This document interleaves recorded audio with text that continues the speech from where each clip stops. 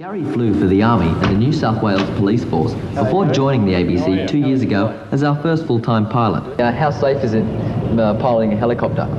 How safe is it? Well, I really wouldn't be flying a helicopter if I didn't think it was safe. I'd rather fly my helicopter than drive a car.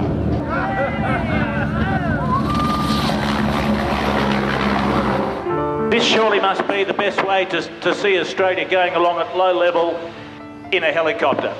This is the Sydney ABC helicopter circa 1988, meticulously maintained with the most professional of all helicopter pilots in Australia.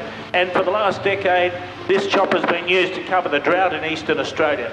And you get really dramatic vision from up here, seeing the drought move across the countryside. It's much more than a mode of transport, therefore. It's also a filming platform and an office. So you see the dingoes down there, the emus and the kangaroos and the birds lifting as you go across the lakes.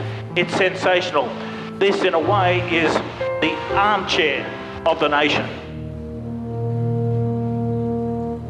Paul Lockyer called the ABC helicopter his ute. At the controls was chopper pilot Gary Ticehurst. I'd like Gary to be remembered not just as a great bloke, but from a cinematographer's point of view, probably one of the greatest camera operators ever. Gary Ticehurst's work on this big country shoot led to him joining the ABC in 1980. A gregarious, much trusted figure, he transported reporters and crews far and wide. The ABC helicopter was the first to fly into flood-stricken Grantham in January. The houses were a tangled mess, and it was described locally on the radio during that day and later of an inland tsunami. Well, that's exactly what it looked like from the air. We arrived over Grantham in the murky light of dawn, the first outsiders to witness the full extent of the horror.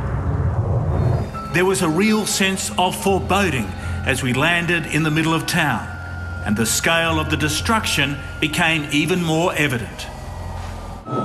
From floods to bushfires, Gary Ticehurst was an integral part of the news-gathering process.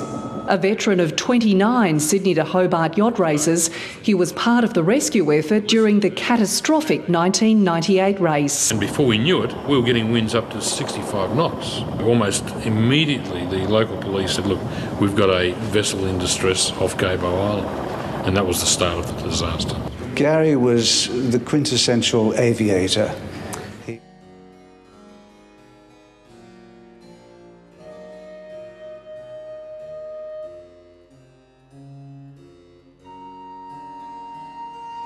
Gary awoke every day with an endless supply of enthusiasm, passion and wonderment for what the elements and news would bring for the day.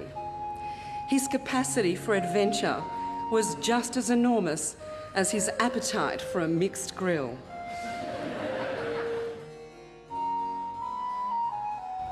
He was an extremely humble man and would cast a shadow over no one.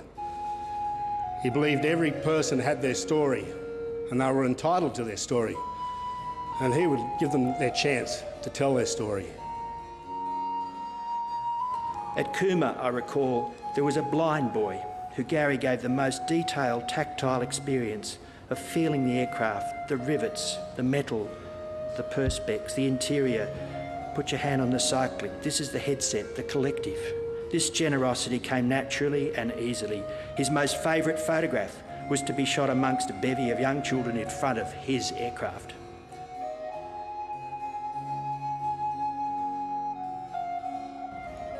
From the 1998 Hobart, which you saw in the footage there, where Gary played a critical role in the rescue operation, in which many sailors were winched to safety from the treacherous seas of Bass Strait. Mayday, mayday, mayday, here is Winston Churchill, Winston Churchill. Winston Churchill, ABC Chopper.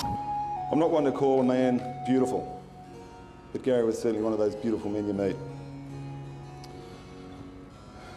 He was one of those guys that you just liked from the very first moment you met him. Please do not see this as a tragedy. A tragedy is when someone passes who wasn't able to extricate every single inch of beauty, excitement and wonder from their life. Dad was a rare individual who was able to do all of the above. And how bloody good is that? Yes.